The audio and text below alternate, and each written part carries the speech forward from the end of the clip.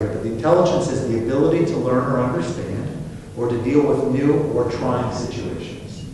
The ability to learn or to understand, you don't have to write it down verbatim. There are other definitions as well.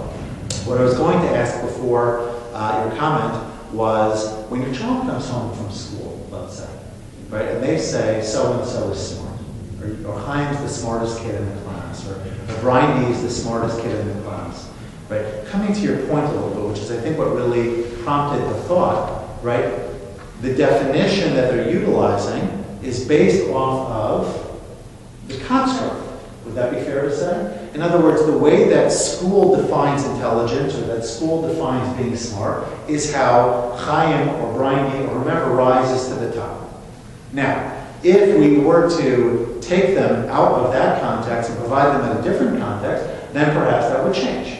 Right? You hear, for example, amongst athletes, right, a certain person is a great point guard, or the quarterback, or one of these positions that have a certain responsibility as the field general. Maybe the middle linebacker or some whatever position it might be, and they have a certain intelligence that they're able to, survey. They're able to figure out. They're able to put people in the right places. So maybe, some of the greatest field generals were not the most capable students in the academic sense in the classroom, but you put them into a different context, and all of a sudden they rise to the top.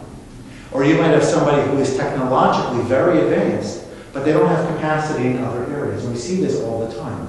So smart or intelligence, I think we all would agree, is defined largely by the context in which it's provided, or the task that we're asking for. The more that you put me into my area of comfort, the more intelligent I sound.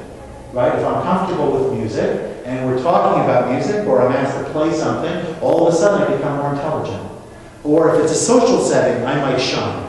Or if you're asking me to be contemplative, I might do a better job than somebody else. But in the conventional, let's call it visual and verbal and oral, and the normal approaches by which school presents and expects information to be shared, there are certain students who rise to the top because they have those skills more so than others. And I sort of, in my mind, I've never really done a study or research to do that. I'm curious to know, as teachers, if we are naturally in the school smart category.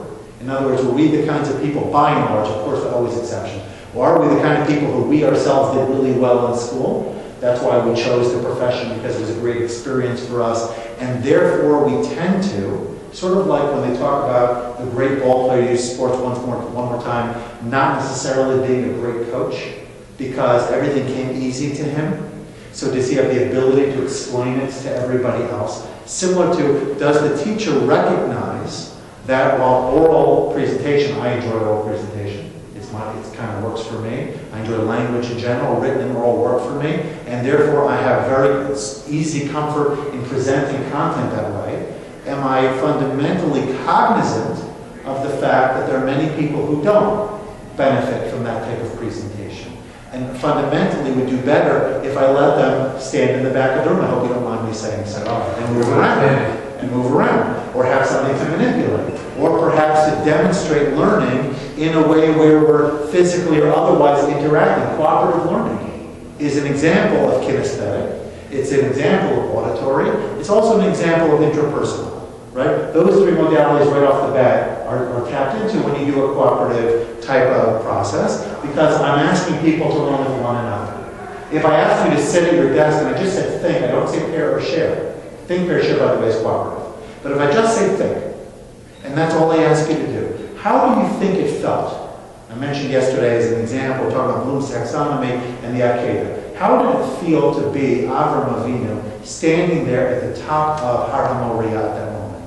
What tefillah perhaps would he have delivered to Hashem in this moment of crisis? That requires a person to really kind of hunker down and go inside of oneself. That's an intelligence. Some people would excel at that, and maybe that's the child who typically doesn't pipe up very often, and maybe doesn't have the fortitude, the gumption, the sense of achievement to be able in a normal context to do that. But if you give them a safe way by which to express themselves, all of a sudden there's an intelligence that really comes to the fore that you never appreciated or even noticed, because it was a different opportunity that child has.